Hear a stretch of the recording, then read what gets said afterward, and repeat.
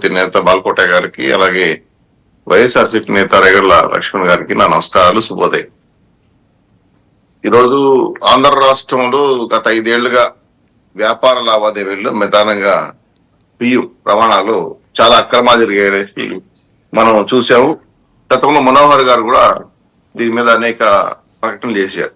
అయితే దాదాపు నాకు తెలిసి కొన్ని 1,37,00,000 టన్నులు 2019-20 మధ్యలో 19 లక్షలు, 20-21 మధ్యలో 27 లక్షలు, 21-29 లక్షలు, 23-23 మధ్యలో 35 లక్షలు, 23-24 మధ్యలో 24 లక్షల లెక్కన టన్నుల్లో లావాదేవీలతో విదేశాలకు ఎగుమతి అయినవి. దీంట్లో కీలక పాత్ర వహించిన ద్వారంపూడి చంద్రశేఖరరావు గారు కెన్యా, చైనా, అలాగే ఇండోనేషియా, అలాగే సౌత్ ఆఫ్రికా లాంటి దేశాలకి ఇక్కడ ఆంధ్ర రాష్ట్రంలో నుంచి 16 కంపెనీల ద్వారా కలెక్ట్ చేసి వాటికి వివిధ రకాల లేబుల్స్, ఆకర్షణీయమైన పేర్లు పెట్టి ఇక్కడ నుంచి ఎగుమతి చేయటం. ఈ 16 కంపెనీలు నేరుగా రేషన్ బియ్యాన్ని 6 రూపాయలకి కొనుక్కొని దీన్ని ప్యాక్ చేసిన తర్వాత విదేశాల్లో 74 రూపాయలకి అమ్మడం మొదలు పెట్టారు. సౌత్ ఆఫ్రికాలో అమ్మే రైస్ కి డబ్బులు సరిగా రాలేదని చెప్పి, డబ్బులు వచ్చినాయే బియ్యం ఇస్తానని చెప్పి గూడములు నిర్ణయించారు. పెద్ద ఎత్తున కెన్యా, ఇండోనేషియా, అలాగే చైనా ప్రాంతంలో కొన్ని అద్దెకి, కొన్ని సొంతగా గూడెం నిర్ణయించి ధరలు మరికేంత వరకు స్టాక్ పెట్టారు. ఇప్పుడు ఆంధ్ర రాష్ట్రంలో కూడా గత 5 ఏళ్ళుగా కలెక్ట్ చేసిన రేషన్ బియ్యంని అత్యధికంగా గోడౌన్స్ లో పెట్టి అవసరం మేరకు షిప్పుల ద్వారా బయట పంపిస్తున్నారు. ఇవన్నీ గమనించిన తర్వాత ఇది ఒక పెద్ద ఆర్గనైజింగ్ క్రైమ్. గత 5 ఏళ్లుగా ఇన్ని లక్షల కోట్ల టన్నుల రైస్ ని పేదవాడి ఇంట్లో ఆహారంగా మారాల్సిన రేషన్ బియ్యాన్ని విదేశాలకి స్మగ్లింగ్ చేశారంటే ఇది చాలా భారీ నేరం, పాపం కూడా. రేషన్ బియ్యం కూడా వదలలేదు. దీంట్లో ప్రధానంగా గమనించాల్సిన విషయం ఏంటంటే వాహనాల కొనుగోలు. దాదాపు 9,500 కోట్ల రూపాయలు ఖర్చు పెట్టి కొన్ని వందల వాహనాలు కొనుక్కొని గ్రీన్ ఛానల్ ద్వారా ఎవరైతే బియ్యం కొనుక్కుంటున్నారో వాళ్ళు తిరిగి అమ్మేస్తారా, లేదంటే 1,68,000 కుటుంబాలు ఉన్న మన ఆంధ్ర రాష్ట్రంలో 1,40,000 వైట్ కార్డులు సృష్టించారంటే బినామీ రేషన్ కార్డుల పేరుతో వస్తున్న బియ్యం, అలాగే తీసుకొని బియ్యం, కలెక్ట్ చేసిన బియ్యం, అలాగే నేరుగా రైతుల దగ్గర తక్కువ రేటు కొనుక్కొని దాన్ని పాలిష్ చేసి రకరకాల వ్యవహారాలతో ప్యాక్ చేయడం వల్ల భారీగా స్కామ్ జరిగిన విషయం బయటపెట్టారు. సరే, దీన్ని పవన్ కళ్యాణ్ గారు చూశారు, ప్రత్యక్షంగా సీసీఎం అని చెప్పారు. దీని వెనకాల ఎవరు దాచుకున్నారు కనుక్కోమని చెప్పారు. అయితే కాకినాడ పోర్ట్ లో వింత రాజకీయం. 2,200 ఎకరాల పైచీలకున్న కాకినాడ పోర్ట్ కి 20 మంది ఓన్లీ సిబ్బంది. గతంలో కేవీ రావు గారి నాయకత్వంలో ఉన్న పోర్ట్ ని బెదిరించి అదిరించి 41.12% వాళ్ళు అరబిందో ఇలాంటి వాళ్ళు తీసుకోవడం. ఇక్కడి నుంచి మొదలైంది పూర్తి స్థాయిలో అజమాయిషీ విదేశాలకి. నాట్ ఓన్లీ బియ్యం ఊటే ఎక్స్పోర్ట్ అయిందా, దేశానికి ప్రమాదం కలిగించే అంశాలు ఏమైనా వచ్చాయా, లేదు ఆయుధాలు పోయాయా, లేదా ఆయుధాలు వచ్చాయా అనే అనుమానాలు కూడా ఇక్కడ తెగిస్తున్నాయి. బియ్యం కాకుండా డ్రగ్స్, డ్రమ్స్, అలాగే అనేక గంజాయి లాంటి ఎగుమతులు కూడా చేశారా. ఈ భారీ ఎగుమతుల్లో కుంభకోణాల్లో జగన్మోహన్ రెడ్డి గారి పార్టీ కుంభకోణం భాగంగా ఉంది.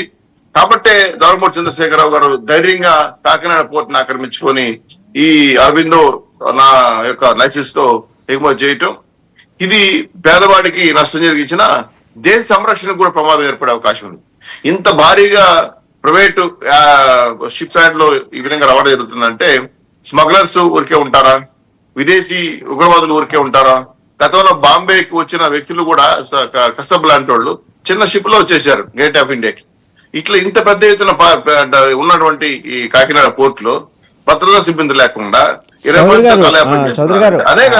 Really, I appreciate the kind of efforts you have initiated to elicit all the facts. అయితే నాకు సందేహం ఏంటంటే ద్వారంపూడి రింగ్ లీడరే కదా, మరి మిగిలిన 16 మంది సంగతి ఏంటి? వాళ్ళలో మనోళ్ళు కూడా ఉన్నారు కదా, వాళ్ళ సంగతి ఏంటి? అది కూడా ఏమైనా క్యాబినెట్ డిస్కస్ చేస్తుందా ఈరోజు? నిజమే. స్టెల్లా నౌకని సీజ్ చేయమన్నప్పుడు దాదాపు 58,000 పైసలకు బియ్యం అందులో ఉన్నాయి.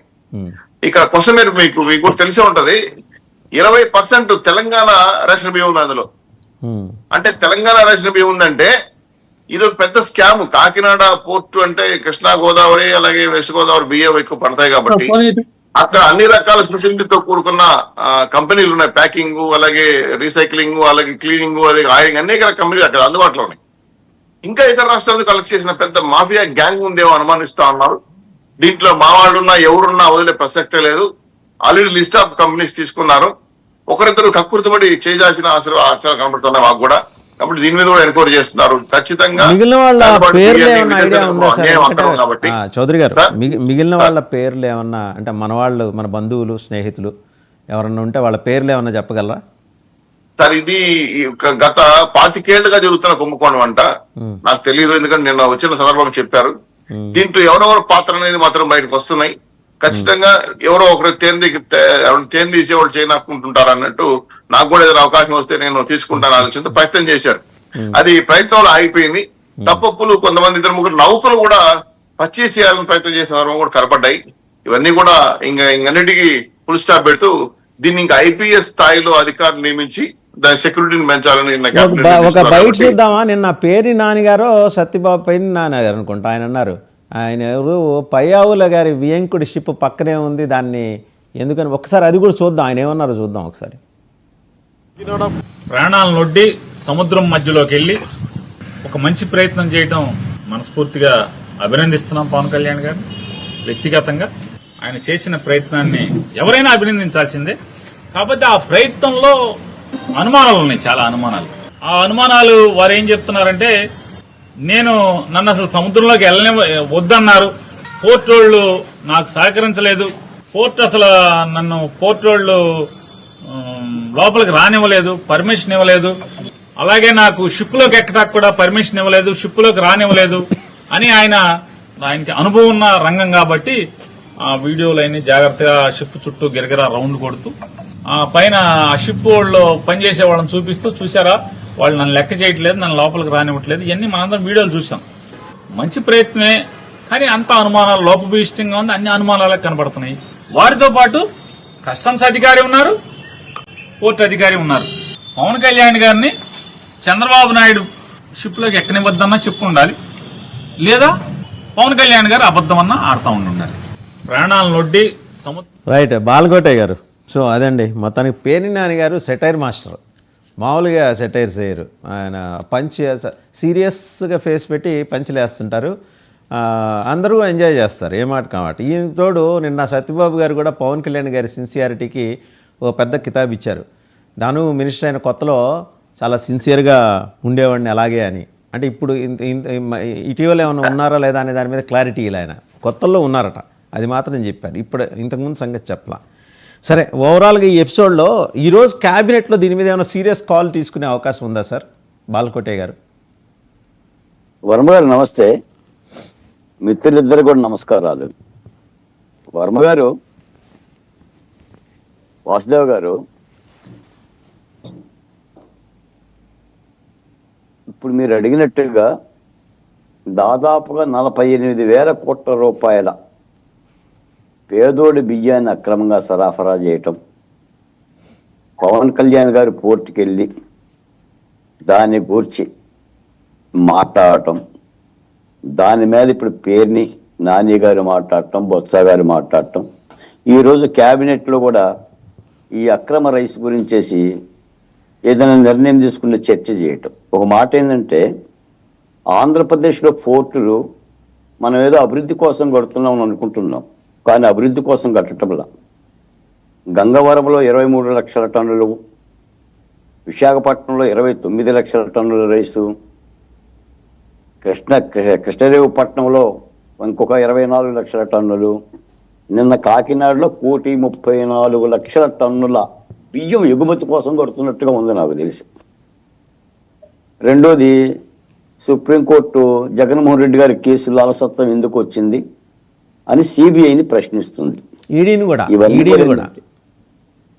ఇవన్నీ చూస్తుంటే ఏమవుతుందంటే, ఇవి చందమామ కథలు. ఇవి మన చిన్నప్పుడు అమ్మన్నం పెట్టేటప్పుడు చందమామ రావే, జాబిల్లి రావే, కొండెక్కి రావే, గోగి పూలు దీగా ఉంటుంటుంది. చందమామ రాదు, అదేం గోగి పూలు తీయదు.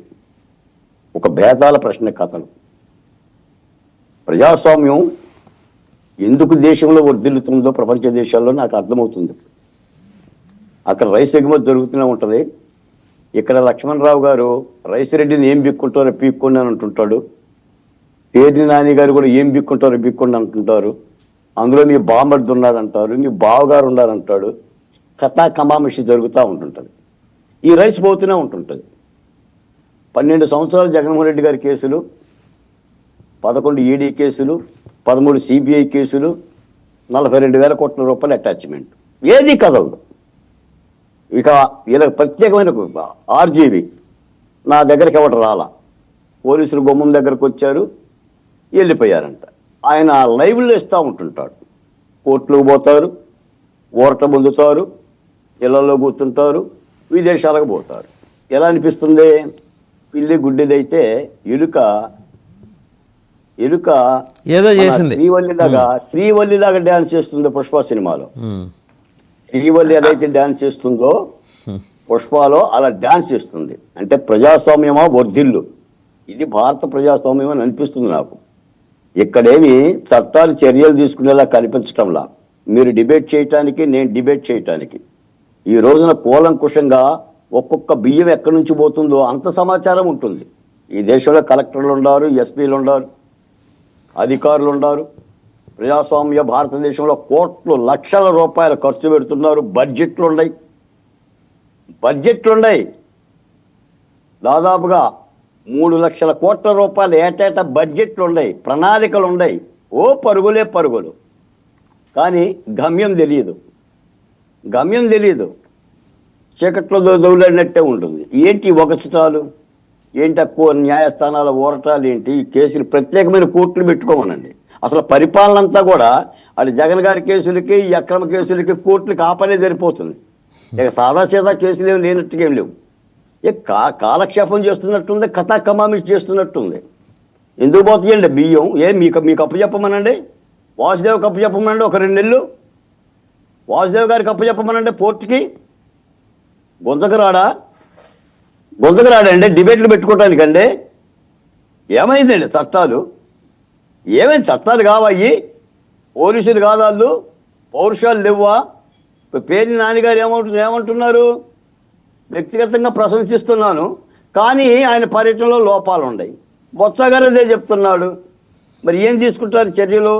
ఏంటి సార్ వాసు గారు? 48,000 కోట్ల రూపాయలు, 1 కోటి 2 కోట్లు కాదండి, బియ్యంలోనే 48,000 కోట్ల రూపాయలు. నాదొక సబ్మిషన్ బాలకోటే గారు, మీరే మాట్లాడండి. 6 నెలల క్రితం అంటే గవర్నమెంట్ రాగానే వారు దాడులు చేశారు పౌర సరఫరాల శాఖ మంత్రి శ్రీ నాదెండ్ల మనోహర్ గారు. ఆ రోజు ఏం చెప్పారో మొన్న కూడా అదే చెప్పారు. అందుకు భిన్నంగా ఏం చెప్పలేదు. కనీసం షుగర్ కోటెడ్ వర్డ్స్ కూడా లేవు. As it is. మన అదేదో సినిమాలో బ్రహ్మానందం కృష్ణారెడ్డిని అడుగుతాడు, ఏంటి ఎలా చేశారంటే యాజ్ ఇట్ ఈస్ సార్ అన్నట్టు యాజ్ ఇట్ ఈస్ చెప్పారు. రెండోది, 5-6 శాఖల సమన్వయంతో జరగాల్సిన ఈ వ్యవహారంలో రాష్ట్ర ప్రభుత్వం నుంచి సెంటీమీటర్ ఇనిషియేషన్ లేదు. మొత్తం మినిస్టర్ ఆఫ్ షిప్పింగ్తో మాట్లాడాలా, పోర్ట్ అధికారులతోటి, కోస్ట్ గార్డ్ తోటి, ఇండియన్ నేవీతోటి. 12 నాటికల్ మైల్స్ లోపలైతే ఏపీ కోస్టల్ పోలీస్కి అధికారం ఉంటుంది, మెరైన్ పోలీస్కి. 12 దాటి 200 నాటికల్ మైల్స్ లోపలైతే కోస్ట్ గార్డ్కి అధికారం ఉంటుంది. 200 దాటితే ఇంటర్నేషనల్ హై సీస్ అంటారు, అక్కడ ఇండియన్ నేవీకి అధికారం ఉంటుంది. ఈ లోపల 3-4 చెక్ పోస్టులు ఉంటాయి. ఇవన్నీ దాటి అసలు పోర్టులోకి ఎలా వెళ్ళింది? పోర్టోడు పంపించాడు అంటే పోర్టోడు ఏం చేస్తాడు? బాసుమతి ఏతర రైస్కి వాళ్ళకి వెసులుబాటు ఉంది, వాళ్ళు అదే చూస్తారు చెక్ లిస్ట్లో. ఇది బాసుమతి కాదా? బాసుమతి కాదు, తోసే, అంతే. చట్టాలు మార్చండి సార్. 164 మంది వచ్చారు కూటమిలో, బలమైన చట్టం చేయండి అసెంబ్లీలో. వాసు గారు, బలమైన చట్టాలు ఏం చేయనక్కర్లా, వీళ్ళు బలంగా ఉంటే చాలు. అందరూ శాకాహారులే. మధ్యన రొయ్యల గంప మాయమైపోయింది. ఎందుకు మాయమైపోయింది? నిజాయితీగా ప్రభుత్వానికి చిత్తశుద్ధి ఉంటే, నేను చెప్తున్నాండి 6 నెలలు అవుతుందండి కూటమి ప్రభుత్వం ఉంది, చాలా కేసులు పెట్టే ఉన్నారు. ఎక్కడుందండి శ్రీరెడ్డి? ఎక్కడున్నారండి పంచప్రభాకరు? ఎక్కడున్నారండి ఆర్జీవి? ఏది మహిళల మీద పోస్టింగ్లు పెట్టిన వాళ్ళకి నేను అవినీతి గురించి పోట్లా. ఆఫ్టర్ ఆల్ పోస్టింగ్ ఒక మహిళల మానాల మీద, వాళ్ళ అభిమానం మీద పోస్టింగ్ పెట్టిన వాడిని. ఏమైపోయిందండి? సజ్జల భార్గవరెడ్డిని అరెస్ట్ చేయకూడదా? తురుమా చేయకూడదు? తప్పు చేస్తే ఎఫ్ఐఆర్ అయినప్పుడు చంద్రబాబు నాయుడు గారిని అరెస్ట్ చేయలేదా? జగన్మోహన్ రెడ్డి గారిని కూడా 16 నెలలు అరెస్ట్ చేశారు కదా. ఏంటంటున్నా ఈ రిడక్షన్లో న్యాయస్థానాలపై కోర్టులు బెయిల్ పొందే ఊరట్లు లభించడాలు ఇదే సామాన్యుడికి ఇస్తారా? కేవలం చిన్న గాయం, సెంటీమీటర్ గాయానికి కోడికత్తి సీను 5 సంవత్సరాలు 5 నెలలు జైల్లో ఉన్నాడు. స్టిల్ ఇప్పుడు నందిగం సురేష్ 70 రోజుల నుంచి ఉంటున్నాడు. ఇప్పుడు ఎవరెవరికి న్యాయాలు? ఎందుకు అరెస్ట్ చేయరు? అందుకనేనండి ప్రజాస్వామ్యం గురించి మనం మాట్లాడుకోవటానికి, మనం దీవించుకోవటానికి, అంబేద్కర్ గారిని స్తుతించుకోవటానికి పనికొస్తుంది తప్ప కార్యాచరణ ఏది? రైట్, ఒకసారి మనం లక్ష్మణ్ గారి దగ్గరికి వెళ్దాం. మనం చాలా మాట్లాడాం, ఋషికొండ మాట్లాడాం, అమరావతిలో Right. భాగవతం మాట్లాడాం, భూముల కుంభకోణం మాట్లాడాం, సరస్వతి పవర్ గురించి మాట్లాడాం, విద్యుత్తు సౌర విద్యుత్తులో కుంభకోణం గురించి బాలకోట గారు మళ్ళీ మీ దగ్గరకు వస్తా. ఒకసారి లక్ష్మణ్ గారి దగ్గరికి వెళ్దాం. లక్ష్మణ్ గారు, మీరు మాట్లాడే ముందర బొత్స సత్యనారాయణ గారు మీ జిల్లాయే, వారు మాజీ మంత్రి, వారేం మాట్లాడారు అంటే పవన్ కళ్యాణ్ గారి సిన్సియారిటీకి కితాబిస్తూ మాట్లాడారు. వారేం మాట్లాడారు ఒకసారి చూసి మీ దగ్గరకు వద్దాం. సత్యబాబు గారు మాట్లాడి. డిప్యూటీ సీఎం గారు కాకినాడ వెళ్ళడం, ఏదో పోర్టు వ్యవహారం, ఏది మన గబ్బర్ సింగ్ 1, గబ్బర్ సింగ్ 2 అని, ఇప్పుడు 3. నాకు అది జ్ఞాపకం వచ్చింది. ఏదైనా ఒక కార్యక్రమాన్ని చేస్తున్నప్పుడు ఒక నిర్దిష్టమైన ఆలోచన ఉండాలి. అక్కడ నుంచి కాకినాడ పోర్టు నుంచి ఏది పీడిఎస్ రైస్ వచ్చి వెళ్ళిపోతున్నాయి, ఓకే, తప్పది, చట్టవిరుద్ధం, దాన్ని ఎవరు ఉపేక్షించకూడదు. ఆ మంత్రి ఎవరు అక్కడ ఎవరు ఎమ్మెల్యే ఉంటే నువ్వు ఎలాగ అడ్జస్ట్ అయిపోతావు? ఎమ్మెల్యే అడ్జస్ట్ అయిపోయిన 10 మంత్రి ఉన్నాడు, మంత్రి జాతకం కూడా ఇది మంత్రి ఎందుకు అడ్జస్ట్ అయిపోయి అడగలేదు? మంత్రి తెలియకుండా, మంత్రి కన్సర్న్ లేకుండా, మంత్రి తాలూకా ప్రమేయం లేకుండా ఆ కార్యక్రమం జరుగుతుందా? ఏమైనా చట్టయుతంగా ఏం చేస్తే వాళ్ళ మీద చర్య తీసుకోండి. ప్రభుత్వం మీదే కదా. దౌర్జన్యాలు, దుర్మార్గ పనులు అయితే చర్య తీసుకోండి. 5 సంవత్సరాలు మీకు చేద్దాం, 6 నెలలు అయింది, ఇంకో 6 నెలలు ఉంది కదా. రైట్, లక్ష్మణ్ గారు చూశారు కదా, సత్యబాబు గారు చాలా రోజుల తర్వాత చాలా ఈజ్ తోటి మాట్లాడినట్టు కనిపిస్తుంది. గబ్బర్ సింగ్ 1, 2 అయిపోయింది, గబ్బర్ సింగ్ 3 అని పవన్ కళ్యాణ్ గారిని ప్రశంసిస్తూ మాట్లాడారు ఆయన. పేరి నాని గారు కూడా మీకు ప్యానల్ పెద్దలకి డబుల్ వీక్షణ యాజమాన్య హృదయపూర్వక నమస్కారం అండి. బొత్స సత్యనారాయణ గారు, పేర్ని నాని గారు చాలా క్రిస్టల్ క్లియర్ గా చెప్పారు ఏం జరిగింది ఏంటనేది. అక్కడ పవన్ కళ్యాణ్ గారు గబ్బర్ సింగ్ అవతారం ఇస్తారా, ఓజీ అవతారం ఇస్తారా, లేదంటే అరహర వీరమల్ల అన్నట్టు అక్కడ గ్రాఫిక్స్ లో సీన్ చూపించారా అనేది అర్థం అవుతుంది. ఇక్కడ క్రిస్టల్ క్లియర్ ఏంటంటే కొత్తగానే పవన్ కళ్యాణ్ గారు ఇన్స్టాగ్రామ్ లో పోస్ట్ పెట్టారు, సెల్ఫీ ఫోటో తీసి పోస్ట్ పెట్టారు, నేను షూటింగ్ చేస్తూ ఉన్నాను అని. అంటే ముందుగానే కాకినాడ పోర్ట్ లో ఆయన షూటింగ్ చేశారు. ఏదైతే సీజ్ ద షిప్ అన్నారో అది షూటింగ్ లో భాగం. ఆ సినిమాలో ఒక డైలాగ్ ఉందంటండి, అంటే అంతర్జాతీయంగా ఎగుమతులు అయ్యే దగ్గర కొంతమందిని తీసుకెళ్లి ఆ సీన్ ఉండాలని, పవన్ కళ్యాణ్ రియాలిటీగా రావాలని సీజ్ ద షిప్ అన్నారు. ఆల్రెడీ సీజ్ అయిపోయింది షిప్ ని. అంటే ఎవరో ఆ బియ్యాన్ని సీజ్ చేసి పక్కన పెట్టి కలెక్టర్ గారు పక్కన పెడితే అక్కడికి వెళ్ళి మళ్ళీ సీజ్ చేయని డైలాగు వాడారు. ఇది సినిమా పరంగా పవన్ కళ్యాణ్ గారి సినిమాకి రేగి లక్ష్మణ్ ఏ సినిమాలో డైలాగ్ అది మీరు అన్నారు? ఏ సినిమా కోసం ఆయన షూట్ చేశారని మీరు అనుకుంటున్నారు? మేము ఓజీ సినిమా అండి, అరహర వీరమల్లకి సంబంధించి ఆ షూటింగ్ జరుగుతూ ఉంది. ఓజీ సినిమాకి ఆ డైలాగ్ పెట్టాలని చెప్పి నెక్స్ట్ సినిమా పవన్ కళ్యాణ్ గారి సినిమా పేరు కూడా సీజ్ ద షిప్. ఇక్కడ ఆల్రెడీ సీజ్ అయిపోయింది షిప్. లక్ష్మణ్ గారు నేను స్ట్రక్ అయినట్టుంది. ఇప్పుడు కూడా సీజ్ అయిపోయింది అని కింద సబ్ టైటిల్ పెడతారు అనమాట. అంటే ఇక్కడ వాసుదేవ్ గారు చెప్పండి. వాస్తవం ఎందుకంటే కాకినాడ పోర్ట్లో రెండు ఉన్నాయండి. కాకినాడలో ఒకటి ఆ డిపిసి అనేది తీరానికి ఆనుకుని ఉన్నటువంటి పోర్టు. యాంకరేజ్ పోర్ట్ అనేది సముద్ర తీరానికి కాస్త దూరంలో ఉన్నటువంటి పోర్టు. సో ఈ యాంకరేజ్ పోర్ట్ నుంచి దాదాపుగా ఈ రైస్ దిగుమతులు అన్ని కూడా అక్కడి నుంచే జరుగుతాయి. ఏదైతే వీళ్ళు అరవిందకు సంబంధం ఉన్నటువంటి పోర్ట్ అంటూ ఉన్నారో దాంట్లో అరవిందకి 41.2% మాత్రమే ఉన్నాయి. ఎవరైతే కేవీరావు గారు అమ్మేశారని అంటారన్నారో, కేవీరావు భయపెట్టి ఆ పోర్టుని తీసుకున్నారని అంటూ ఉన్నారో అది కేవీరావుగా ఉన్నాయి. నాదల మనోహర్ గారు చెప్పారు ఎక్కడ కూడా కేవీరావు గారు దాన్ని నమ్మలేదు, 50% కేవీరావు గారు ఆధీనంలో ఉన్నాయని. సో ఒకటే గమనించాలండి, ఏదైతే మరి మనం చెప్తున్నటువంటి యాంకరేజ్ పోర్ట్ ఉందో అది ప్రభుత్వ ఆధీనంలో ఉన్న పోర్టు, ప్రభుత్వానికి సంబంధించిన పోర్టు. అది 1997లో ఇదే చంద్రబాబు నాయుడు గారు ఏషియా బ్యాంక్ నుంచి అప్పు తీసుకొచ్చి దాన్ని అంతా సుందరీకరణ చేసి దాన్ని డెవలప్మెంట్ చేసి 99లో ప్రైవేట్ పరంగా ప్రైవేట్ వ్యక్తులకి ఇవ్వడం జరిగింది. సో దాన్ని ప్రైవేటీకరణ చేస్తారు. ఈ రోజున ఆ పోర్టు నుంచి ఈ అక్రమ రవాణా జరుగుతుంది అన్నప్పుడు ఈ రోజున అధికారంలోకి వచ్చిన 6 నెలలు మీరే ఉన్నారు.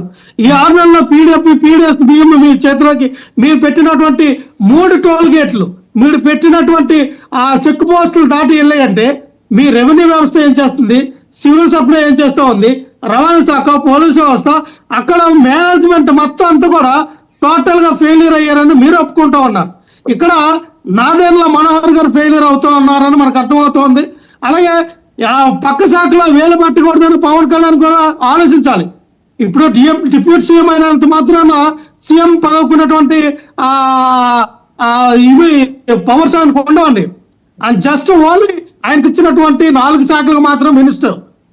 ఇది రాజ్యాంగబద్ధంగా డిప్యూటీ సీఎంకి అతీత శక్తులు ఉండవు. సో అందుకని పోర్ట్ అథారిటీ అక్కడ ఉన్నటువంటి ఎవరైతే కస్టమ్స్ అధికారులు ఉన్నారో వాళ్ళు మీకు కూడా నాకు విలువ లేదు, నన్ను పట్టించుకోలేదు, నన్ను అడుగు పెట్టనివ్వలేదంటే మిమ్మల్నే కాదండి, సీఎం అయినా ఈ దేశాన్ని పరిపాలించిన పిఎం అయినా ఎవరైనా సరే వాళ్ళకు రూల్స్ అండ్ రెగ్యులేషన్స్ ఉంటాయి. వాటికి అనుకూలంగా వాళ్ళు పర్మిషన్ ఇస్తారు. ఎవరిని అనుమతి చేయాలి, ఎవరిని అనుమతి చేయకూడదు అనేది. ఎవరు పడితే వాళ్ళు వెళ్ళిపోవడానికి అది మన సినిమా ఇండస్ట్రీ అడ్డా కాదు, పోర్ట్ అది కేంద్ర ప్రభుత్వ ఆధీనంలో ఉన్నటువంటిది. సో దాన్ని ఈ రోజు మీరు అంతర్జాతీయంగా ఏదో జరిగిపోతూ ఉంది. మరి కసబు లాంటి వ్యక్తులు వస్తారు, ఇక్కడి నుంచి అణువాయుధాలు వెళ్ళిపోతారు అన్నప్పుడు సార్ ఎన్డీఏ కూటమి మీరు అధికారంలో ఉన్నారు సార్, పైన కింద మీరే ఉన్నారు, అప్పుడు మీరే ఉన్నారు, ఇప్పుడు మీరే ఉన్నారు. అంటే ఇక్కడ నరేంద్ర మోడీ గారి యొక్క ప్రభుత్వాన్ని కింద ఉన్న మీ ప్రభుత్వాన్ని మీరు శంకిస్తున్నట్టు. సో ఈ రోజున మీ ఇందాక పేరుని నాని గారు చెప్తున్నాడుగా, ఏదైతే కెరస్టాన్ లో ఉన్నటువంటి ఆ షిప్ లో పయ్యాల కేసు వాళ్ళ వియంకుడైనటువంటి కృష్ణారావు గారు అలియాస్ వేలుపూరి శ్రీనివాసరావు గారు 42,500 మెట్రిక్ టన్నుల బియ్యం అక్కడ లోడ్ అయ్యి 2 రోజుల నుంచి అక్కడే ఉంది. ఒక 2 రోజులు దాటిపోతే నైజీరియా వెళ్ళిపోతుంది. షిప్ మీద కిందకి నువ్వు వెళ్ళి మరి సీజ్ ద షిప్ అని లక్ష్మణరావు గారు మీకు ఇందాకే చెప్పా, 12 నాటికల్ మైల్స్ అంటే 24-25 కిలోమీటర్ల లోపలైతే ఏపీ కోస్తా తీర పోలీస్ పర్యవేక్షణలో ఉంటుంది. 12 దాటి 200 నాటికల్ మైల్స్ లోపలికి వెళ్తే అది కోస్ట్ గార్డ్ చూడాలి, కోస్ట్ గార్డ్ పర్మిషన్ తీసుకోవాలి. మీరైనా, నేనైనా, పవన్ కళ్యాణ్ గారైనా, చంద్రబాబు నాయుడు గారైనా కోస్ట్ గార్డ్. అది కూడా దాటితే హై సీస్లోకి వెళ్ళిపోతాం. అంటే 200 నాటికల్ మైల్. అక్కడ అప్పుడు మీరు నైజీరియా వెళ్ళిపోతుంది, సౌత్ ఆఫ్రికా వెళ్ళిపోతుంది, మీరు మొత్తుకున్న ప్రయోజనం లేదు. ఇండియన్ నేవీ తోటి మాట్లాడాలి. ఎలా మాట్లాడాలి? ముందర ఈస్టర్న్ నేవల్ కమాండ్కి మీరు ఫోన్ చేసి ఒక ప్రాపర్ అప్లికేషన్ ఇచ్చి, అయ్యా స్మగ్లింగ్ నడుస్తుంది అందులో అని చెప్పి శాస్త్రం ప్రకారం వెళ్ళాలి. మీరు వెళ్ళేసరికి అక్కడ కుక్క పిల్ల పడతాయి. మళ్ళీ వాసుదేవ్ గారు ఇక్కడ గమ్మత్తు ఏంటంటే పీడిఎస్ బియ్యం ఏవైతే రేషన్ బియ్యం ఉన్నాయో ఈ బియ్యం స్మగ్లింగ్ గూడ్స్ లోకి రావని అక్కడ వాళ్ళకున్నటువంటి నిబంధనలు ఏవైతే ఉన్నాయో, ఏవైతే స్మగ్లింగ్ గూడ్స్ వస్తాయో, ఏవైతే ఉన్న కొన్ని ఒక లిస్ట్ ఉంటది. దాంట్లో పీడిఎస్ రైస్ బియ్యం అనేవి స్మగ్లింగ్ లో లేవని చెప్పి వాళ్ళు సీజ్ చేయలేదు, వదిలేశారని మరి ఏదైతే ఎల్లో మీడియా అయినటువంటి ఏబిఎన్ ఆంధ్రజ్యోతిలో వాళ్ళు చెప్పగానే చెప్పారు. వాళ్ళు చెప్పడమే కాదు, ఒకళ్ళటువంటి పోర్ట్ అధికారులు కూడా బాసుమతి ఎక్స్పోర్ట్ చేయడానికి వీల్లేదు, బాసుమతి ఉంటే కనుక సీజ్ చేసేస్తారు. పోర్టుకి ఉండే guide lines, customs guide lines ప్రకారం వాళ్ళు పోతారండి. అసలు చెక్ పోస్టులు దాటి ఎలా వెళ్ళింది అనేది కదా నా ప్రశ్న.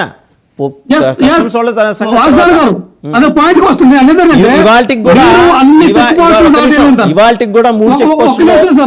ఒక్క నిమిషం అండి, నా ప్రశ్న వినండి. ఇవాళకి ఆ 3 చెక్ పోస్టులు పూర్తిగా వైసీపీ ఆధీనంలోనే ఉన్నాయా సార్? ఇది చాలా విడ్డూరం కాదు సార్. ఇది పుష్ప సినిమాలో అల్లు అర్జున్ చెన్నై వెళ్ళిగో నేను నాణ్యమైనటువంటి ఎర్రచందనం తీసుకొచ్చాను, ఇది ప్రపంచంలో ఎక్కడ దొరకదు, అటువంటి నాణ్యమైన ఎర్రచందనం అని చెప్పి ఆ చెక్ పోస్టులందరికీ డబ్బులు ఇచ్చి మేనేజ్ చేసి వెళ్ళినట్టుగా ఈ రోజున మీరు అధికారంలో ఉన్నారు. మీ యొక్క పోర్టులు, మీ యొక్క కానిస్టేబుల్, మీ యొక్క సెక్యూరిటీ అంతా మీ ఆధీనంలో ఉంది. అంతా కూడా ఈ రోజున వైఎస్ఆర్ పార్టీ ఆధీనంలో ఉందంటే మీ యొక్క డొల్లతనం కనబడుతూ ఉంది కదా. అంటే మీ పరిపాలన మీకు చేత కాదు, మీ యొక్క యంత్రాంగం వినియోగించుకుని మీకు చేత కాదని మీకు అర్థమవుతోంది. అంటే ప్రతిది కూడా రాష్ట్రంలో ఏది జరిగినా జగన్మోహన్ రెడ్డి గారి మీద తోసేయడం, రాష్ట్రంలో ఏది జరిగినా వైఎస్ఆర్ పార్టీ కారణం అని చెప్పడం, మీరు కూడా అదే చేశారు కదా. బియ్యం దాంట్లో మీరు కూడా- మీరు కూడా- చంద్రశేఖర్ రెడ్డి గారికి ఏమండి, ఒక విషయం చెప్పమంటారా? ఆపాదించినది కరెక్ట్ గా. లక్ష్మణరావు గారు ఒక విషయం చెప్పమంటారా? ఒకవేళ పౌర్ణమి నాడు మబ్బులు అడ్డుకమ్మి చంద్రబాబు కనపడకపోతే దానికి చంద్రబాబు కారణం అని మీరు కూడా అన్నారా లేదా ఇదివరకు? అన్నారు కదా. సార్ వాసుదేవన్ గారు, నువ్వు ఒక విషయం చెప్తాను సార్. పవన్ కళ్యాణ్ గారికి మా నాదన మనోహర్ గారికి అందవలసిన ముడుపులు అందలేదు. అక్కడ నారా లోకేష్ గారు చంద్రబాబు నాయుడు గారికి ముడుపులు అందాయి. వాళ్ళు ఎందుకు 6 నెలల నుంచి 6 నెలలు పవన్ కళ్యాణ్ ఎందుకు అట్టు చెప్పారంటే వాళ్ళు చెప్పాలి కదా, చంద్రబాబు నాయుడు గారే చెప్పాలి. ఒకటే సార్, ఈ రోజున పవన్ కళ్యాణ్ గారు నిన్న చంద్రబాబు నాయుడు గారికి వెళ్ళి చంద్రబాబు నాయుడు గారికి వెళ్ళి ఏమని స్టేట్మెంట్ ఇచ్చారంటే కేబినెట్ లో పెట్టి దీనిపై చర్చించాలన్నారు. చర్చ కాదండి, చంద్రబాబు నాయుడు గారు పవన్ కళ్యాణ్ గారిని పిలిచి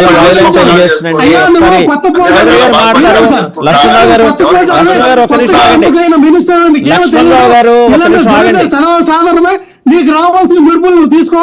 ఆ పయ్యావుల కేసు ఆయన వియంకరైనటువంటి ఆ కృష్ణారావు గారికి వెళ్ళి మీకు ఇవ్వాల్సిన వాటా నువ్వు తెచ్చుకొని ఆయన చెప్పారు. బయటకు మాత్రం ఒక స్టేట్మెంట్ ఇచ్చారు. ఏమని ఇచ్చారు? ఇగో రేపే జరిగిపోతుంది, విచారణ జరుగుతుంది, ఏమీ జరగదు. బయట స్టేట్మెంట్ ఒకటి, లోపల వాళ్ళిద్దరికి చౌదరి గారు మాట్లాడతారు.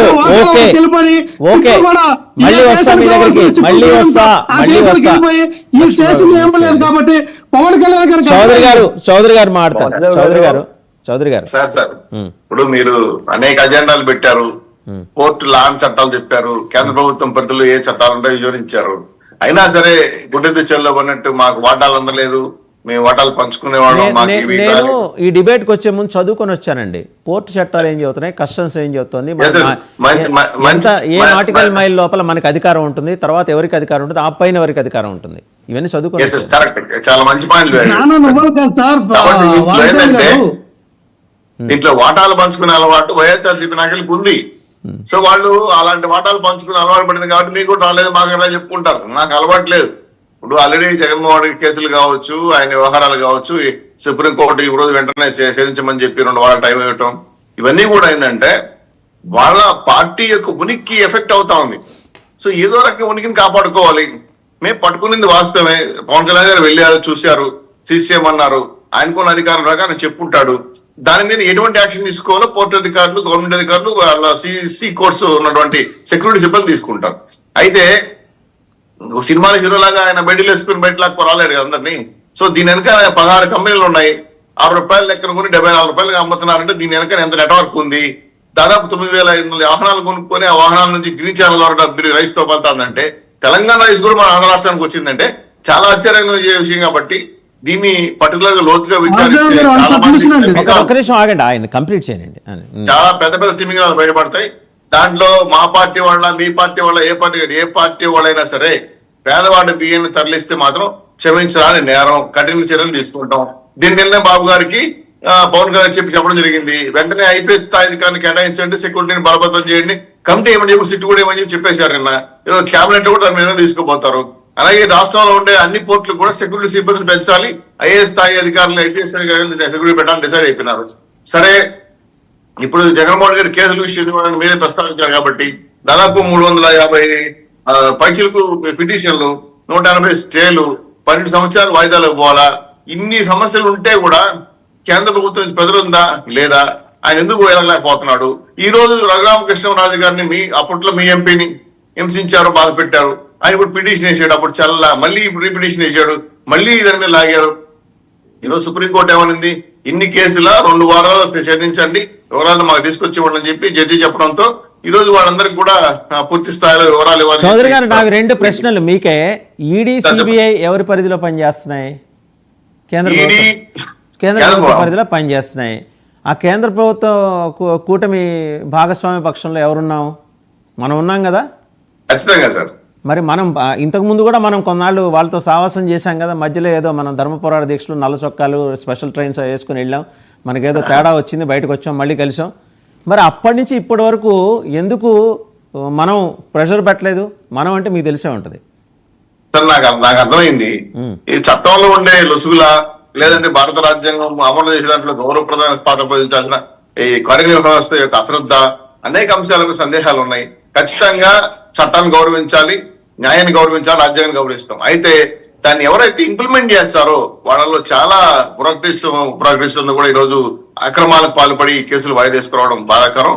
ఇన్ని పిటిషన్ల వేల పిటిషన్లు వేయడం అయింది, కోర్టును రాష్ట్రాలు మార్చడం అయింది, సిబిఐ ఆంధ్ర రాష్ట్రం తరిమేయడం అయింది.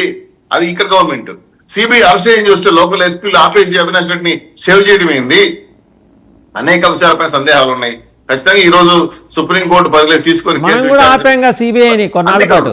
మనం కూడా అప్పుడు సిబిఐని ఆపాం కదా. మనం చేసిందే జగన్మోహన్ రెడ్డి చేశాడు. జరిగాయి సార్, లేదు నేను చెప్పట్లేదు. అప్పట్లో కొన్ని ప్రాబ్లమ్స్ అయినప్పుడు కూడా చెప్పడం జరిగింది. ఇప్పుడు అదే సిబిఐని మనం ఎందుకు కేసు లాగుతున్నామని చెప్పి అడుగుతున్నాం. సో దానికి దీనికి రెండింటికి పెద్ద డిఫరెన్స్ కనపడకపోయినా చట్టం మాత్రం తన పని చేసుకోలేకుండా అనేక రకాల అడ్డంకులు పెడుతున్నాం. ఇది కరెక్ట్ కాదు. తక్షణమే దోషులు ఎక్కడ ఉండాలో జైల్లో, శిక్ష ఎవరు పడాలో వాళ్ళు పడాలి.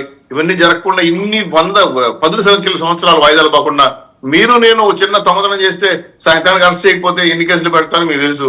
సామాజిక న్యాయం పై స్థాయిలో ఉప ముఖ్యమంత్రి లేదా ఏమంటారు మాజీ ముఖ్యమంత్రికి ఇటువంటి తేడాలు ఉంటే రాజ్యాంగంలో న్యాయ వ్యవస్థలో చాలా బాధ కలుగుతుంది.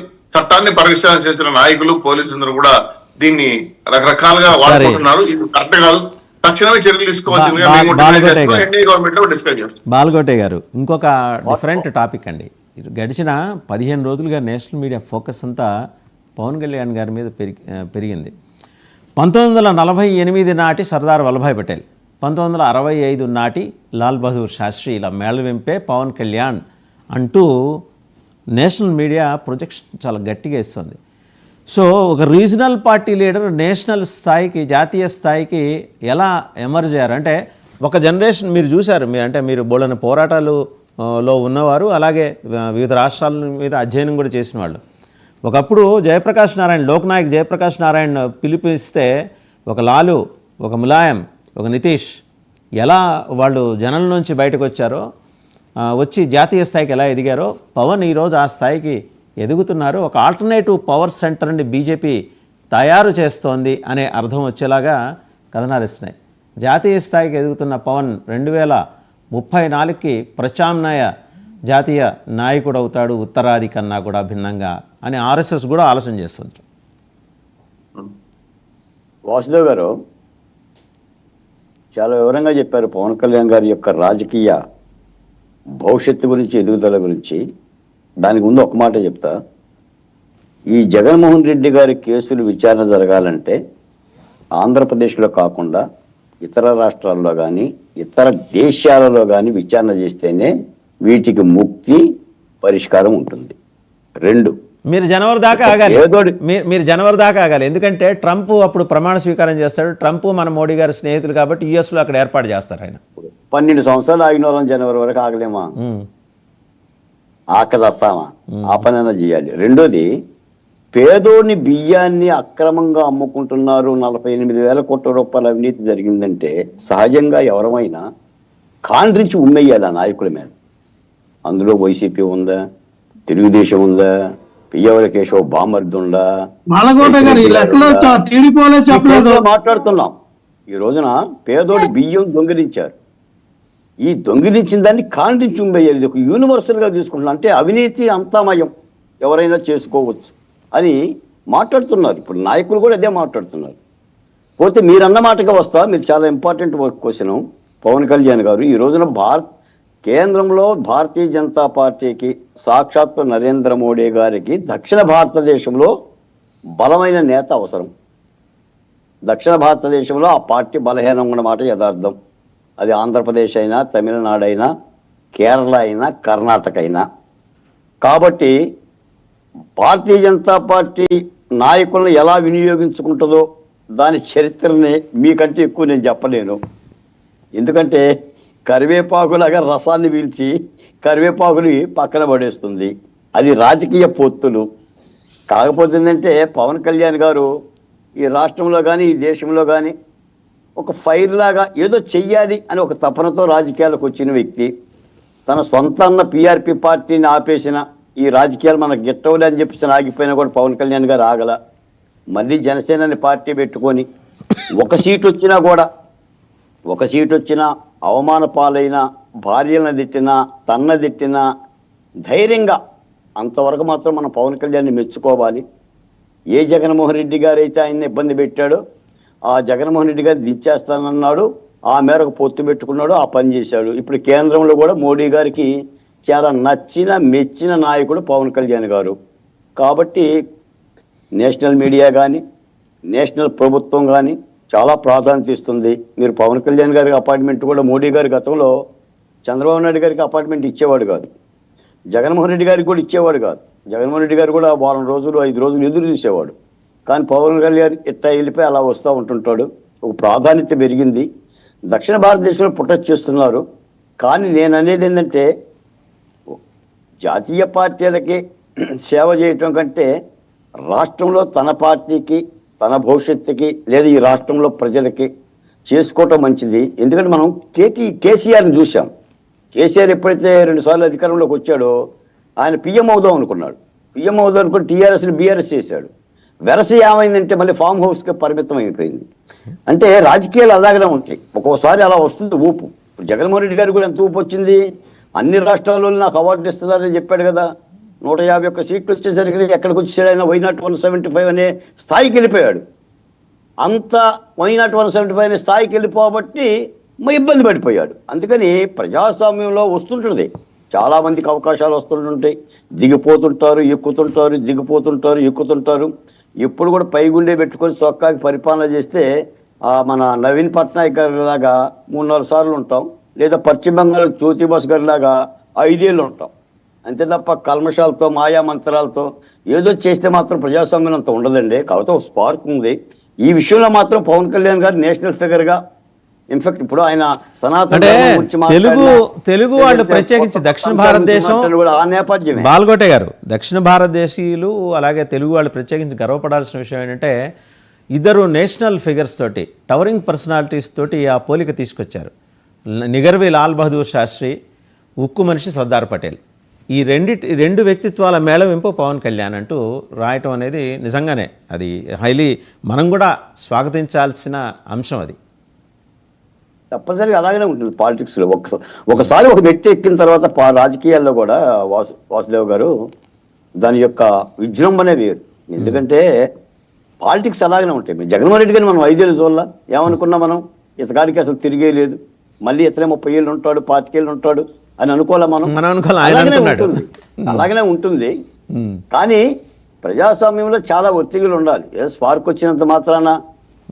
అందుకని సార్ నేను పవన్ కళ్యాణ్ దక్షిణ భారతదేశం ఒక నాయకుడిగా భారతీయ జనతా పార్టీ ప్రొటెక్ట్ చేయటాన్ని నేనేం కాదనలే, కానీ జాగ్రత్తగా ఉండాలి. ఇప్పుడు ఒకసారి చేగువేరా అని, ఒకసారి సనాతన ధర్మం అని, మళ్ళీ మనం ఏదో అని, లేదా బంగ్లాదేశ్లో హిందువులకి ఏదో అన్యాయం జరిగిపోతుందని, మణిపూర్లో ఏమి మాట్లాడుకోకుండా, లేదా ఆంధ్రప్రదేశ్లో ఏమి మాట్లాడుకోకుండా ఇవన్నీ చూసుకోవాలి.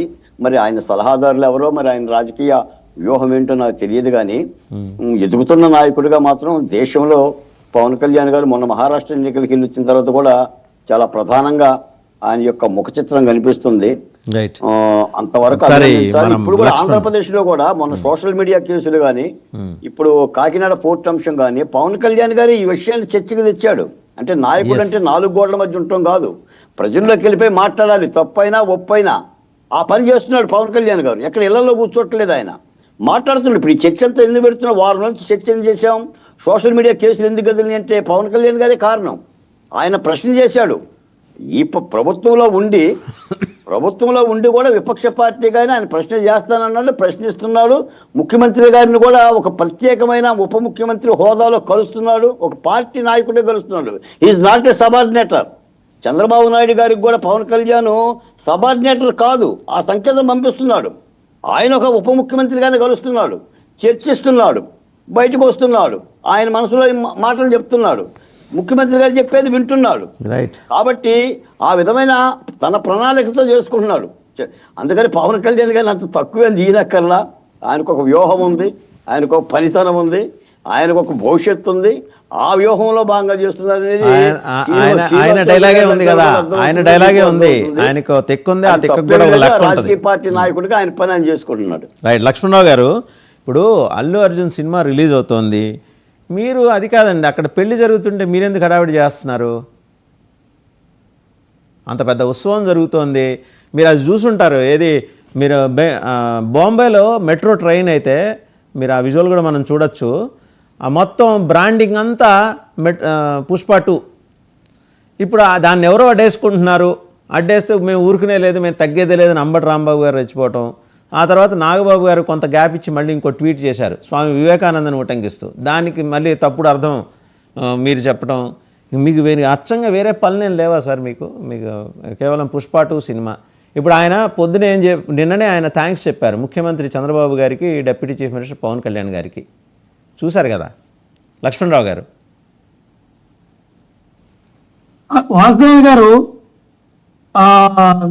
గత ఎన్నికల్లో మరి అల్లు అర్జున్ గారు శిల్పారావు గారికి సపోర్ట్ చేయడం, ఆయన ఒక ఫ్రెండ్గా ఇంటికి వెళ్ళి కలవడం అనే ఒక సపోర్ట్ని ఇచ్చారనే ఒక నెపంతో ఏదైతే మెగా ఫ్యామ్లో ఉన్నటువంటి ఆ హీరోలు కానీ అభిమానులు కానీ చాలా వరకు కూడా ఆయన్ని వ్యతిరేకించారు, 100% వ్యతిరేకించారు.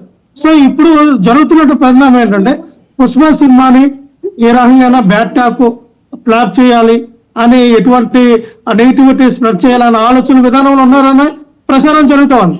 నేను ఒకటే చెప్తున్నా వాసుదేవ్ గారు, ఒక సినిమా బాగుండి కంటెంట్ ఉంటే దాన్ని ఎవరు ఆపలేరు. సినిమాలో కంటెంట్ లేకపోతే ఈ రోజున అదే చిరంజీవి గారు, రామ్ చరణ్ గారు ఆచార్య సినిమా తీశారండి. అది బిగ్గెస్ట్ అటర్ ఫ్లాప్ చిరంజీవి గారి కెరీర్ లో, రామ్ చరణ్ గారి కెరీర్ లో. దాన్ని మరి ఇదే మెగా ఫ్యామిలీ అభిమానులు కానీ వీళ్ళు కానీ ఎందుకు రక్షించలేకపోయారు? సో వీళ్ళ వల్ల సినిమాలు హిట్ అవుతాయి, వీళ్ళ వల్లే సినిమాలు ఫ్లాప్ అవుతాయి అనేది అది కరెక్ట్ కాదు. ఈ రోజు మనం చూస్తే అలాగే జూనియర్ ఎన్టీఆర్ సినిమాలు కూడా బాలకృష్ణ అభిమానులు, టీడీపీ కార్యకర్తలందరూ కూడా బ్యాన్ చేసి నీ సినిమాలు నిలిపివేస్తాం, నీ సినిమాలు ఆడినాము, నీ సినిమాలకి ఇంకా ఇదైపోయిందని చెప్పి ఫ్లాప్ చేస్తామని చెప్పి అన్నారు.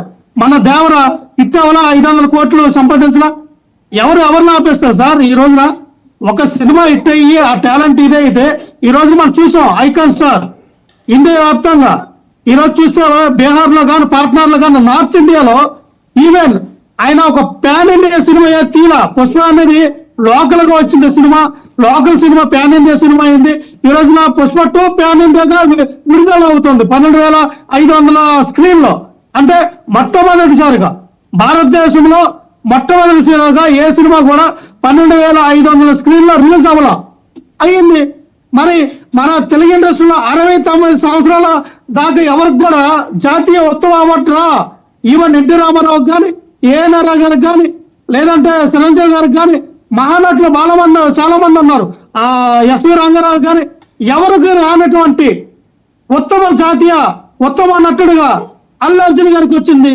దాన్ని వీళ్ళు ఆపగలిగారా? దీన్ని ఆపే శక్తి అంటే ఎవరిని ఆపలేరు సార్. టాలెంట్ ఉంటే చిన్న సబ్మిషన్ లక్ష్మణరావు గారు మీరే మాట్లాడు. చిన్న సబ్మిషన్. ఒక ఎన్టీఆర్, ఒక ఎస్విఆర్, అలాగే ఒక ఏఎన్ఆర్, మనం ఏంటంటే వాళ్ళు కొన్ని శతాబ్దాలకి సరిపడా వాళ్ళ జీవితాన్ని స్క్రీన్కి అంకితం చేసిన వాళ్ళు. Let us not compare. ఇప్పుడు వెంకటేశ్వర స్వామి లాంటి దేవుడు లోకం మొత్తం మీద ఎలా లేడో, ఎన్టీఆర్ లాంటి నటుడు ఇంకో చోట ఉండడు. మనం లెట్ us నాట్ కంపేర్. ఒక జనరేషన్ అది వెళ్ళిపోయింది, ఈ జనరేషన్ గురించే మాట్లాడండి, వాళ్ళతో కంపేర్ చేయమాకండి. వాసుదేవ్ గారు ఇక్కడ కంపారిజన్ చేసి వాళ్ళు తప్పు చేసినట్టు కాదండి. నేను ఇక్కడ నేను ఎన్టీఆర్ అభిమానిగానే మాట్లాడుతున్నా, నేనేం మొహమాట ఓకే సార్, మీరు అవ్వచ్చు, మీరు ఎన్టీఆర్ అభిమాని అవ్వచ్చు. మీరు ఎన్టీఆర్ అభిమాని, చిరంజీవి గారు అభిమాని అండి. నేను మెగాస్టార్ చిరంజీవి గారు అభిమాని. మీ చిన్నప్పటి నుంచి నాకు తెలిసి చిరంజీవి గారిని ఆరాధ దేవుడిగా పూజించిన వ్యక్తిని. నాకు చిరంజీవి గారిని కలిస్తే చాలు. మన భాష తెలియని ఇండోనేషియా గుర్తుందో లేదో, ఒక నిమిషం మీకు గుర్తుందో లేదో, మన భాష తెలియని ఇండోనేషియాలో పాండవ వనవాసం 1 సంవత్సరం ఆడింది. ఎస్వి రంగారావు నటనకి నెత్తిన పెట్టుకొని తిరిగింది ఆ దేశం మొత్తం. ఒకసారి లెటస్ రికాల్. పుష్ప చెప్పండి సార్, ఎస్వి రంగారావు గారిని తక్కువ చేయట్లా. ఎస్వి రంగారావు గారు మహానటుడు, ఎన్టీ రామారావు గారు మహానటుడు, అక్కడే నాగేశ్వరరావు గారు మహానటుడు. ఈ రోజున కూడా మరి ఈ రోజున చిరంజీవి గారు మహానటుడు. మరి ఎవరిని తక్కువ చేసి మనం అనట్లా. కానీ నేను అన్నిదేనంటే 69 సంవత్సరాల్లో ఎవరికి సాధ్యం కాదు ఇది. ఆయనకు వరించిందండి అది. అది అదృష్టం అంటావా, లేదంటే ఆయన టాలెంట్ అంటావా, ఇంకోటి అంటావా Right, అంటే బాలకోట గారు వాళ్ళు తక్కువ చిన్న చూపు చేసి బాలకోట గారు నాదైతే కాదు. ఎందుకంటే ఒకటే చెప్తున్నాను సార్, గతంలో ఇదే అవార్డు రామ్ చరణ్ గారికి రంగస్థలం సినిమాకి వస్తుందని మెగా అభిమానులు అందరూ కూడా అనుకున్నారు. మరి ఆ టైంలో, కరోనా టైంలో మరి అలా రామ్ చరణ్ గారికి అది రాలేకపోయిన దుస్థితి. లేదా RRR లో కూడా రామ్ చరణ్ గారికి మరి అంతర్జాతీయ అవార్డు, అలాగే మరి మన జాతీయ అవార్డు వస్తుందని అందరూ భావించారు. బాలకోట గారు మాట్లాడతారు. వైఎస్ఆర్ పార్టీ నాయకులు, వైఎస్ఆర్ పార్టీ కార్యకర్తలు ఎందుకు ఎక్కువ సపోర్ట్ చేస్తూ ఉన్నారని మీరు అంటూ ఉన్నారు. సార్, అల్లు అర్జున్ గారికి ఆయన మాకు సపోర్ట్ చేశారు. మాకు సపోర్ట్ చేసిన కారణంగా మా అభిమానులు అవనివ్వండి, మా పార్టీ తాలూకు కార్యకర్తల నాయకులు అవనివ్వండి, అలాగే వాళ్ళు కూడా సింపథైజర్ గా వాళ్ళకు అభిమానం చూపిస్తారు. ఏదేమైనా పుష్ప 2 సినిమాలో కంటెంట్ బాలకోట గారు మాట్లాడతారండి. 2000 కోట్లు కొడుతుందా, రికార్డు బదులవుతుందా అని మాటలు వస్తూ ఉన్నాయి. బొగ్గరాజు గారు 250 కోట్లు వసూలు చేస్తే కంటెంట్ ఉందని చెప్తూ ఉన్నారు. చూద్దాం, లెటెస్ట్ ఎవరు బాలకోట గారు మాట్లాడతారండి. బాలకోట గారు ప్లీజ్. రైట్, బాలకోట గారు ఎవరైనా ఆపారా? అల్లు అర్జున్ గారు బాలకోట గారు మాట్లాడతారు. లక్ష్మణ్ గారు కాస్త టైం ఇవ్వండి. లక్ష్మణ్ గారు ప్లీజ్. బాలకోట గారు వాసుదేవ్ గారు, లక్ష్మణ ధారాళంగా సినిమాల గురించి కూడా మాట్లాడుతున్నాడుగా. అంటే రైసు అక్రమ తరలింపులో పవన్ కళ్యాణ్ గారికి వాటా దక్కలేదు కాబట్టి వెళ్ళాడు. చంద్రబాబు నాయుడు గారికి, లోకేష్ గారికి వాటాలు దక్కినాయి కాబట్టి వాళ్ళు వెళ్ళలేదు.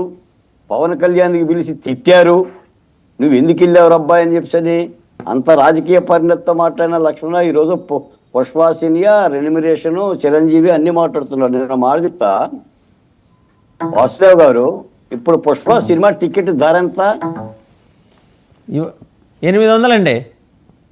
1050 రూపాయలండి. అదే 1200 పైన మరి ఆ ట్యాక్స్లు 1050 రూపాయల ధర, టికెట్ ధర.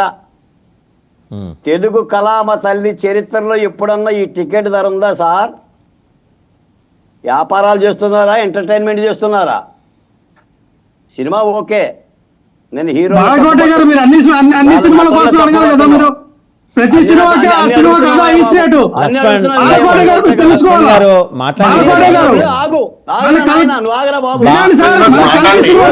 ప్రభాస్ గారిని కలిగి సినిమా ప్రభాస్ గారిని రిలీజ్ అయింది. ఆ రోజు అవే ఎక్కువ రేట్లు. లక్ష్మణ్ గారు ఆయన మాట్లాడండి. లక్ష్మణ్ గారు ఆయన మాట్లాడండి. లక్ష్మణ్ గారు, వాసుదేవ్ గారు, నేను పుష్ప సినిమా ఒకదాని గురించి మాట్లాడట్లా, సినిమా ధరల గురించి మాట్లాడుతున్నా. ఆ చెవుల్లో దూద్ది వినబడుతుంది. సినిమా రేట్ల గురించి మాట్లాడుతున్నా. పేదోడు ఎవడని సినిమా దూస్తాడా, అది ఎంటర్టైన్మెంటా, వ్యాపారం అని మాట్లాడుతున్నా. ఈ రోజున మొత్తం సినిమా ఫీల్డ్ మొత్తాన్ని కూడా కబ్జా చేసుకున్నారు. 1000 కోట్లు 100 కోట్ల రూపాయలు ఖర్చు పెడుతున్నారని మాట్లాడుతున్నా. మీరేమో దాన్ని కూడా రాజకీయం చేస్తున్నారు. పేదోడికి అందుబాటులో లేదు కదా సినిమా. ఈ పుష్ప సినిమా చూడాలంటే మరి 20 రోజులు పడుతుంది. నేను అది మాట్లాడుతున్నా. అంతే తప్ప మీరేదో మీరు అల్లు అర్జున్ని మీరేదో ఫ్యాన్సీ ఎగదోశారని మీరు సపోర్ట్ చేస్తున్నారని కాదు. అవి సినిమాలు, హీరోలు. మీరు ఎగదొస్తే అల్లు అర్జున్ అవి పైకే రాడు. ఆయన కష్టంతోనే ఆయన వస్తాడు. ఆయన నటనకు తెలుసు, ఆయన కష్టపడటం తెలుసు. కింది స్థాయి నుంచి వచ్చాడు. ఏ హీరోనైనా అంతే వస్తాడు. నేను అనేది ఏంటంటే, నేను ఇవాళ పేపర్లు చూసా, పెద్ద ఏమండి ఏనాడండి ఇట్లా ప్రధానమైన పత్రికల్లో అడ్వర్టైజ్మెంట్ అంటే పుష్ప టికెట్ బుకింగు. ఈనాడు లాంటి పేపర్లో ఏనాడన్నా ఉందా? కాకపోతే ఏంటంటే అందుకనే కదా ఏదైనా ఇప్పుడు పేదోళ్ళకి సంగతి మనం ఆలోచించాలి. డబ్బున్నోని నువ్వు సూచించేదేంటి? అల్లు అర్జున్కి నువ్వు భజన చేసేదేమిటి? Is a hero. నువ్వు దండం పెట్టినా ఆయన హీరోనే, దండం పెట్టమైన హీరోనే. చిరంజీవి నువ్వు దండం పెట్టేదేంటి? Is a hero. అందుకని మనం మాట్లాడేది ఏదన్నా ఉంటే ఒక రాజకీయ పార్టీగా, ప్రజాప్రతినిధిగా మనం పేదోడికి ఏం చేస్తున్నాం, అది సినిమా అయినా, పోర్ట్ అయినా, బియ్యం అయినా అనే పద్ధతులు ఏదైనా ఆలోచించాలి. ఫైనల్ గా చౌదరి గారు, ఫైనల్ గా ఒకటే ఒక ప్రశ్న. మెగా బ్రదర్కి ఛాన్స్ లేనట్టేనా? శానా సతీష్ పేరు వచ్చేస్తుంది. ఎన్నిసార్లు ఆయన త్యాగశీలిగా నిలిచిపోవాలి? ఒకసారి ఎంపీ లోక్సభ సీటు వదిలేసుకున్నారు, త్యాగం చేశారు. మళ్ళీ రాజ్యసభ కూడా వదిలేసుకోవాలా? మీరెందుకో సమన్యాయం పాటించట్లేదు కూటమిలో అనిపిస్తోంది.